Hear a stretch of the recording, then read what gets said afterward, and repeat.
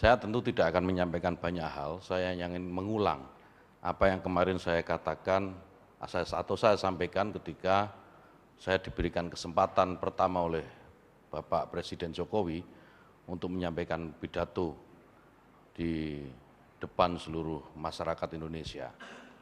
Saya mengajak kita semua menjadikan agama sebagai inspirasi, bukan sebagai aspirasi. Itu apa artinya? Yang paling sederhana adalah kita sekarang merasakan, belakangan lah, tahun-tahun belakangan ini kita merasakan bagaimana agama itu sudah atau ada yang berusaha menggiring agama menjadi norma konflik.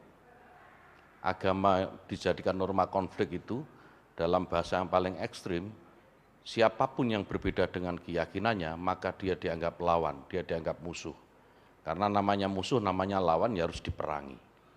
Itu norma yang kemarin sempat berkembang yang kita dengar, kalau istilah kerennya Mbak Lisa ini, populisme Islam.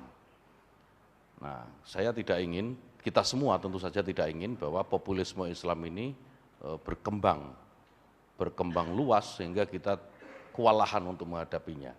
Maka di pidato pertama itu saya sampaikan, mari kita semua menjadikan agama ini sebagai inspirasi, sumber inspirasi, bukan sebagai aspirasi. Karena aspirasi agama ini kalau salah-salah orang bisa sangat berbahaya. Nanti Habib Lutfi akan menjelaskan dengan baik. Nah, Bapak Ibu sekalian, yang kedua ingin saya sampaikan bahwa berkali-kali di banyak kesempatan, dan saya kira ini masih sangat kontekstual meskipun posisinya sudah berbeda. Dulu ketika masih aktif di Gerakan Pemuda Ansor dan Banser, saya selalu katakan bahwa tidak ada Indonesia jika tidak ada Islam, tidak ada Kristen, tidak ada Katolik, tidak ada Hindu, tidak ada Buddha, tidak ada Konghucu, dan tidak ada agama-agama lokal yang lain. Indonesia itu berdiri sebagai kesepakatan antar kultur, antar budaya, dan antar agama yang ada di Indonesia. Jadi barang siapa ingin menghilangkan satu dengan sama yang lain atas dasar agama, maka artinya mereka tidak mengakui Indonesia. Mereka tidak memiliki rasa keindonesiaan. Saya dalam bahasa yang keras waktu masih jadi komandan Banser itu, saya bilang kalau ada yang begitu kita lawan. Tapi kalau Menteri Agama ngomong seperti itu nggak begitu pas. Tapi intinya ya dilawan itulah, kira-kira begitu. Saya kira ini yang bisa sampaikan Bapak Ibu sekalian. Saya mohon maaf sekali, Jenderal terutama yang mengundang saya. Saya tidak bisa menyampaikan panjang lebar karena kemarin saya ingin bercerita sedikit. Ada kejadian di hari kedua setelah dilantik itu yang menurut saya mengagetkan. Tiba-tiba ada berita yang mengatakan bahwa Menteri Agama akan mengafirmasi beribadah umat Syiah dan Ahmadiyah. Terlepas konteksnya bahwa ini benar atau salah, gitu ya. Saya tidak pernah mengatakan itu. Tapi ada pers, ada media yang menulis seperti itu dan mengatasnamakan saya. Itu kaget saya. Jadi ternyata, gitu ya, ini media kredibel. Ternyata ancaman kita ini bukan hanya ancaman pemecah belah itu, bukan hanya agama. Ya, kalau yang disalahgunakan gitu, tapi juga media yang disalahgunakan.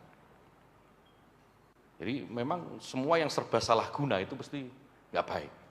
Nah, yang salah guna pasti tidak baik. Saya kaget.